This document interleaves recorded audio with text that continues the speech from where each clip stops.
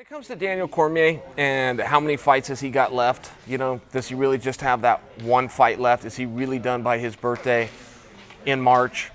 I would encourage you to not place any wagers just yet, right? There are always things in this sport, there's things in life that have to be open to change. And I think that a lot has to play out. Of course, we're talking about Daniel Cormier versus Jon Jones, part 3. Now we're talking about changing it and putting it at heavyweight.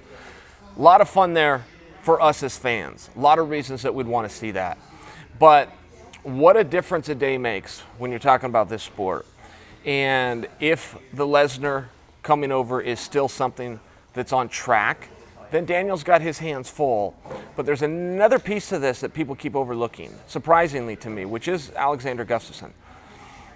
That was a fantastic fight the first time they fought. Many people, including myself, thought that Gustafsson won.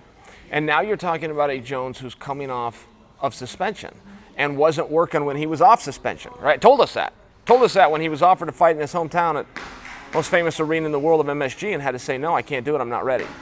So he let us know that he wasn't off improving. The point to that is, if Gustafsson is as good as he was the night they fought and Jones is as good as he was the night they fought, there are scenarios where Gus wins just straight up. If you look at it the way that I think it's going to play out, which is a little bit of a diminished Jon Jones versus an equally as good or better Alexander Gustafsson, then Gus wins.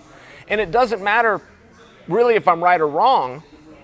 As long as Gus goes out there and gets his hand raised against Jon Jones, I think that a lot of you will not be calling for Jones versus DC Part 3. You'll be calling for Gus versus Jones Part 3.